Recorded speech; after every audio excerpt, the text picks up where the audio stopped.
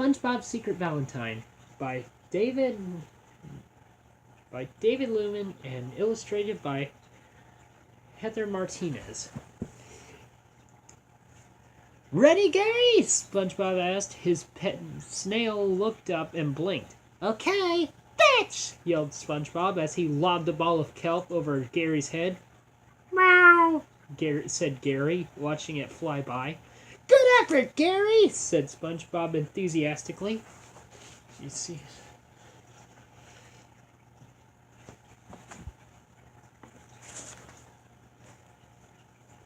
Sandy walked up with the kelp ball splattered all over her helmet. "Howdy, SpongeBob. Is this yours?" "It sure is, Sandy," he said. "Want to play fetch with Gary and me?" Sandy scraped the blob off her helmet and tossed it to him. "Sorry, SpongeBob, but I have to get home and make the special Valentine for tomorrow. Adios!"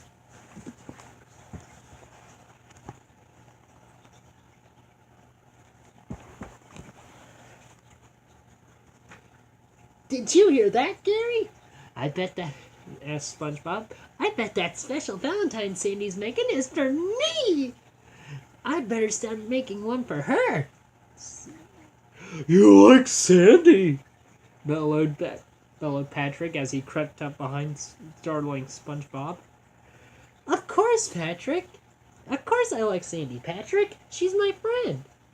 "No, I mean, you really like her," said Patrick. "If a boy gives a girl a Valentine, it's a very huge deal." SpongeBob looked puzzled.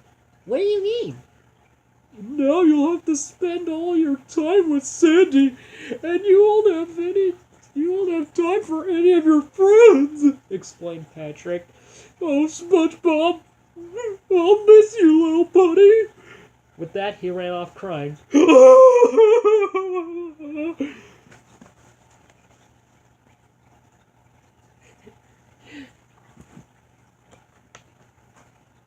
"Patrick, wait! Come back!" SpongeBob turned to Gary and shrugged. "You know, Gary, it's hard to believe it, but I think Patrick might be wrong. On the other hand, I really don't want to lose any friends." SpongeBob thought hard, and then he snapped his fingers. "I know! I'll ask Squidward!" SpongeBob knocked on Squidward's door. "Squidward! Open up! It's an emergency!" Squidward opened the door in a panic, dripping wet from his bath. "What? What's the emergency?" he asked, panting. Squidward, do you think I should give Sandy a Valentine tomorrow?" Squidward just stared at SpongeBob, then he slammed the door. "Squidward seems busy," said SpongeBob. "Maybe I'll ask Mr. Krabs."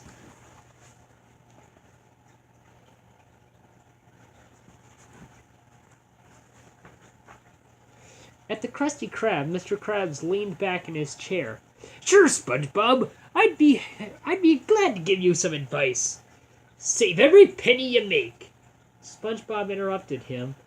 I don't need advice about money, Mr. Krabs. I need advice about a girl." Mr. Krabs leaped up and yelled, "Stay away from me, only daughter, SpongeBob!" SpongeBob looked confused. "I'm not talking about Pearl, Mr. Krabs. I'm talking about Sandy." "Oh," said Mr. Krabs, whipping his brow. "That's a relief. What seems to be the problem, boy?" SpongeBob explained. SpongeBob explained the whole Valentine situation. Replied Mr. Krabs, scratching his chin. As she is a land creature, there's really no telling what Sandy will think of your Valentine.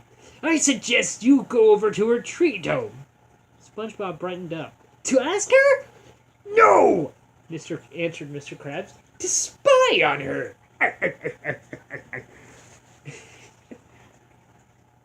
You see Mr. Krabs agitated. Oh. SpongeBob disguised himself as a piece of coral and sneaked up to Sandy's tree dome. Then very quietly, he pressed his face against the glass and looked around, but didn't see Sandy anywhere. Oh, tartar sauce, said SpongeBob. She must be inside her treehouse.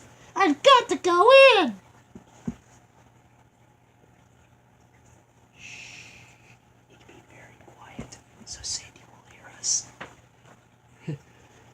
SpongeBob opened and closed the door to the dome as quietly as he could and shimmed up the tree. He peeked through the window and saw Sandy making a huge red Valentine. Suddenly, her nose twitched. I smell salt water, she said. Either my tree dome's leaking or there's an intruder. SpongeBob scrambled down the side of the tree and out of the tree dome as fast as he could. He could hear Sandy behind him yelling, "You'll never get away, you thieving varmint!"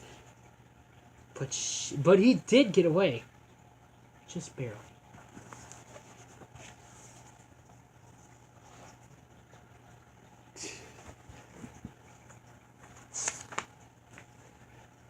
SpongeBob slammed the front door behind him and leaned up against it, breathing hard. I gotta get to work, he told Gary. Sandy's making me the biggest Valentines ever, and I've ever seen. I don't care what Patrick says. I'm going to make one for her. SpongeBob dove into his closet and came out with his arms full of materials. Then he flew into action, drawing and cutting and pasting until the sun came up over Bikini Bottom. I am ready, he shouted at last, holding up the big Valentine with Sandy's name on it. To Sandy. Bah! Bah! SpongeBob ran over to Sandy's place with the Valentine just as he reached her tree dome. Sandy came out carrying her huge Valentine. Hey, Sandy, said SpongeBob, grinning. That's quite a Valentine you got there. It must be for someone pretty special. Sandy nodded. Yep, it sure is, SpongeBob. My mother's a very special lady. Oops. I'll show you the pictures. I won't be making that mistake again. Mother? said SpongeBob, stammering. That's great, Sandy. He tried to keep his big, fancy Valentine hidden behind his back. Who's that Valentine for, SpongeBob? Asked Sandy. SpongeBob shifted uneasily. What Valentine? The one that has Sandy on it, she said. Blushing, SpongeBob handed her the Valentine. It's for you, Sandy, but it really doesn't mean it. It doesn't really mean anything. Like that I won't get to see Patrick anymore, or you see Patrick and Mr. Krabs.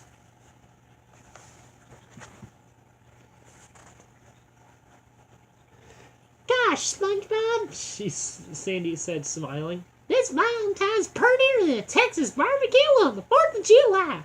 She held the Valentine up, admiring it. Then she frowned. You know what this means, SpongeBob? SpongeBob looked nervous. No, Sandy. What does it mean? It means now I've got to thank you by challenging you to a karate match. Hi-ya!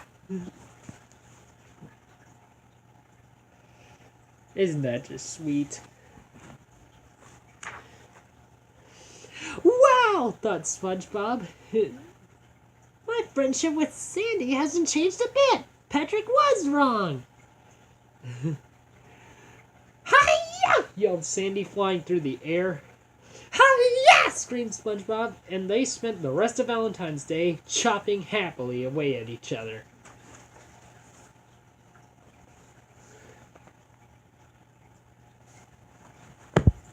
The end. Happy Valentine's Day.